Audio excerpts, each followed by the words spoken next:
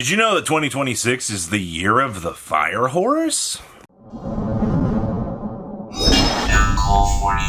So make sure you guys smash the link crap out of that subscribe button so you guys don't miss out on more. We're going to start off over here with Zoodiac. So Zoodiac has been, every single year I feel like we turn the page here and we look at inspiration based on the Chinese Zodiac for possibilities to come. And Zoo, over the last couple of years, has kind of checked some of these possibilities for upcoming support because, one, I mean, while we do have most of the Zoodiac, last year, Zoo was actually ported into the Chinese version of Yu-Gi-Oh! You know, they finally got all the cards. We got a lot of high rarity stuff out of their side of the game, and it, as we've seen with things being ported over into their version of the game, well, actually, there just usually ends up being some sort of support that usually kind of follows it up with that. So from where I'm sitting right now, you know, we've already got every version of Zoodiac already existing, but I think it would be really cool if we took some of the existing cards and maybe we powered them up, you know, like, for example, since this is the year of the horse, and specifically the fire horse itself, it'd be really cool to make, like, an overcharged version of, like, a Zoodiac monster to kind of commemorate that sort of special. One of the things I did was I asked around with a lot of people that they thought might be possibilities for things kind of going forward with this, and Zoo was the #1 candidate to see a possible inspiration based on the year of the horse. So everybody, I say this every year, but this might be the year that we finally see a fire Zoodiac horse mons. God, that'd be so epic to see them actually give Zoo something, but also, you know, Zoo just came into Duel Links. Coincidence? I think not. Let's talk about Firefist and specifically the Horse Prince. Now, many of you might not know this or not, but there is horses in... God, this is so bad. Let's take this off the top shelf, pull it down here, and for many of you that know, Firefist has been probably one of the coolest archetypes throughout the years just to be kind of discussed for the possibility of new things. Now, Horse Prince definitely was one of those cards that we have seen, you know, he was kind of the oddball out, you know, he was the synchro monster. He was the one that could actually just have the biggest grow up or glow up of basically the Firefist archetype.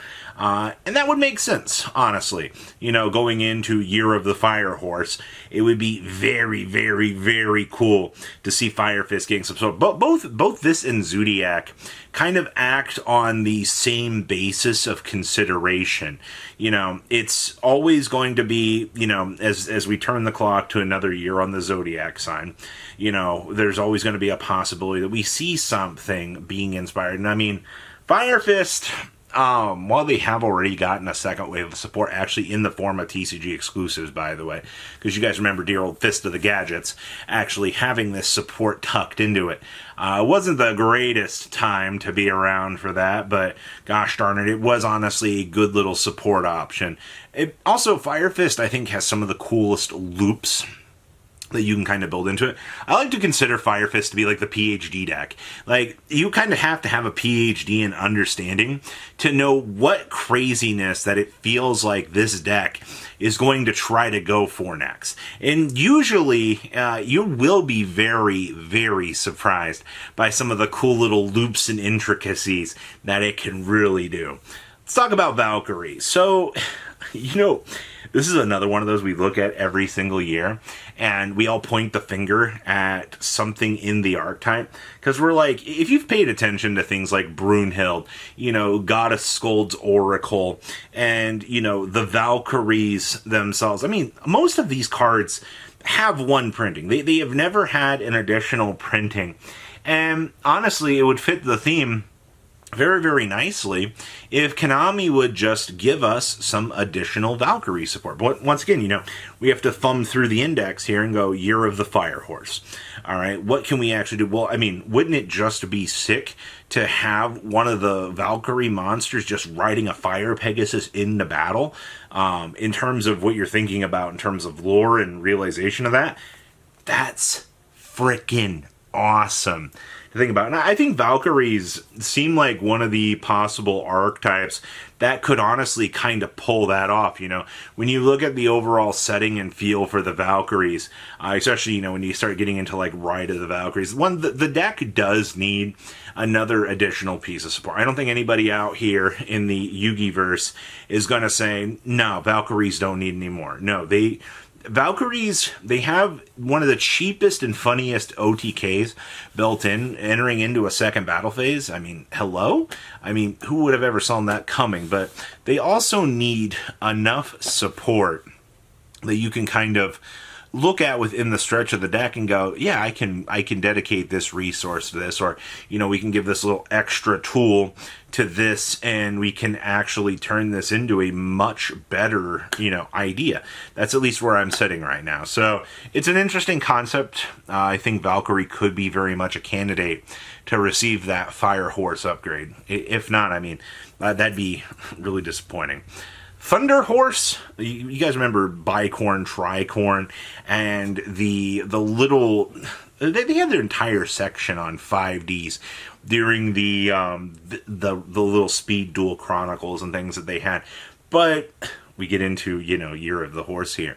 So one thing that all three of these horses had is, God, man, they had some of the nicest looking ultimate rares back in the day. But Thunder Bicorn and Tricorn, all of these monsters, unless you like paid super close attention to, you know, 5Ds, you probably forgot about these monsters. I mean, unfortunately, the three unicorns get kind of off power crapped when you look at, you know, Odin, Loki, and Thor. Like, honestly, those three monsters feel way more commemorative to the series than not. So the reason why I specifically bring up these three horses is these three were continuously brought up to me when we had the discussion on which archetypes, you know, have horses involved in them and what players would kind of associate with wanting to see an upgrade. And it's kind of amazing to me to see that these three were mentioned that much. But now the problem is you would have to, you can't really upgrade all three of them. You would possibly have to make one version that could have the ability to interact with all three of them, but also be a generic enough card to warrant me or anybody else wanting to try out these particular cards in a modern era setting. I do think that it'd be really cool to see the three Thunder Horses actually getting, you know, that fire upgrade for, you know, the year, but I have a feeling Konami's just going to forget about these three cards and they're just going to kind of go off into the wayside, which is really disappointing, honestly, because it's cards like this that definitely deserve some extra love because they're honestly some of the coolest cards we've had. And then, of course, there is Gaia, the Fierce Knight. We have the new set coming around the corner that has chaos involved in the name. And honestly, Gaia the Fierce Knight, Gaia, you know, Curse of Dragon, even if you want to call Curse of Dragon a horse, it'd be really cool to see inspiration for a Fire Horse Gaia upgrade for the year. Remember, Dark Cavalry also just recently got announced for a reprint here. So we are all kind of looking in the same direction here for the possibility that something really, really awesome is going to come down here for this. Gaia, honestly, might make the most sense out of any of these particular themes here to receive, you know, kind of that needed upgrade for the year. And honestly, I wouldn't hate the idea to see Gaia get it. I mean, it's been a little while since Gaia's gotten any love.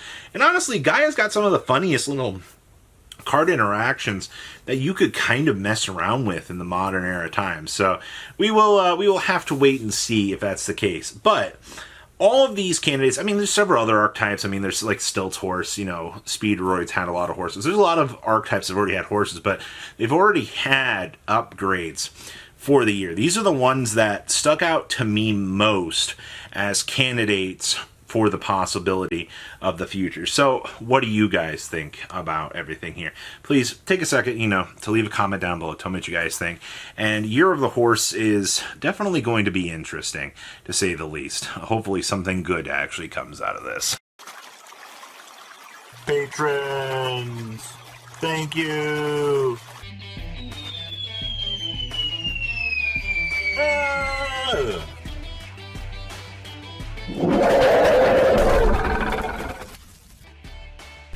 Thank you so much for watching. Check out these other videos.